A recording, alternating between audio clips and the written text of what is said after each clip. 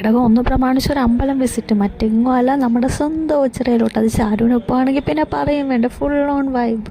അങ്ങനെ അമ്പലത്തിൽ ചെന്ന് പ്രാർത്ഥിച്ച് കഴിഞ്ഞപ്പോഴത്തേക്കും നമ്മളിങ്ങനെ നടക്കുന്ന കൂട്ടത്തിൽ അവിടെ ഒരു സ്റ്റേജിൽ ഗുരുരത്നത്തിൻ്റെ സ്പീച്ച് കണ്ട് കുറച്ച് നേരം അതൊക്കെ കണ്ടുകൊണ്ട് നിന്നതിന് ശേഷം അവിടെ ഫുഡുണ്ടെന്ന് പറഞ്ഞാൽ അന്നദാനം. കർക്കിടകം 1 പ്രമാണിച്ച് സദ്യയായിരുന്നു, പായസം കൂട്ടിയുള്ള സദ്യ കഴിക്കാതെ എങ്ങനെ വരാനാ.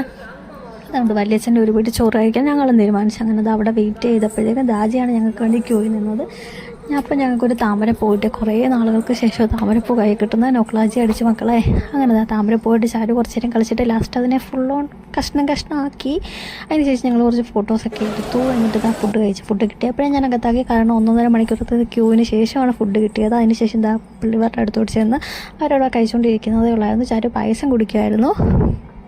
ചാരു എന്തും ഇങ്ങോട്ട് നീട്ടുവാണ്, അപ്പോൾ അത് മേടിക്കാൻ വേണ്ടിയിട്ട് അവൾ ഭയങ്കര ബഹളമായിരുന്നു.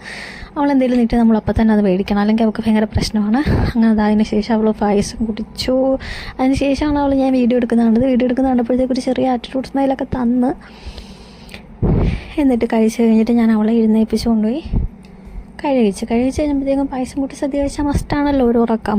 അതേ നമ്മുടെ ചാരുവിന് ഉറക്കം വരുന്നുണ്ടായിരുന്നു. അങ്ങനെ പക്ഷെ അവൾ അങ്ങനെ ഉറങ്ങാറില്ല. അങ്ങനെ വന്നിട്ട് അവളെല്ലാം കണ്ട് സഹകരിച്ചൊക്കെ നിന്നു. അതിനുശേഷം ഞങ്ങൾ തിരിച്ച് നടക്കുന്ന കൂട്ടത്തിൽ എല്ലാവരും അവിടെ ഇവിടെയായിട്ട് റെസ്റ്റ് ചെയ്യുന്ന കണ്ടു. ഇവരൊക്കെ സ്ഥിരം വരുന്നവരായിരിക്കും. അങ്ങനെ ഞങ്ങൾ ചെരുപ്പൊക്കെ എടുക്കാനായിട്ട് പോയപ്പോഴത്തേക്കും നല്ല കാളയൊക്കെ നല്ല സൂപ്പറായിട്ട് അലങ്കരിച്ച് ഇങ്ങനെ വെച്ചിട്ടുണ്ട്. അതിനെ തൊഴുത് പ്രാർത്ഥിക്കുകയൊക്കെ ചെയ്തു. അതിനുശേഷം ചെരുപ്പൊക്കെ എടുത്ത് ഞങ്ങളത് തിരിച്ച് നടക്കുന്ന വഴിയിൽ അവൾക്ക് വെയിലുള്ളാതിരിക്കാൻ ടർക്കിയിട്ട് കൊടുത്തതാണ്. അവളത് വെച്ച് കാക്കുമാക്കോ കളിക്കും. പൊളിച്ചേ കണ്ടേ, അങ്ങനെ അതും ഒരു രസം. അങ്ങനെ കളിച്ച് ഞങ്ങൾ തിരിച്ച് വണ്ടിയുടെ അടുത്തോടെ നടക്കുകയാണ്. അപ്പോൾ വീഡിയോ ഇഷ്ടപ്പെട്ടാൽ ലൈക്ക് ചെയ്യണേ, സബ്സ്ക്രൈബ് ചെയ്യണേ, കമൻറ്റ് ബിലോ.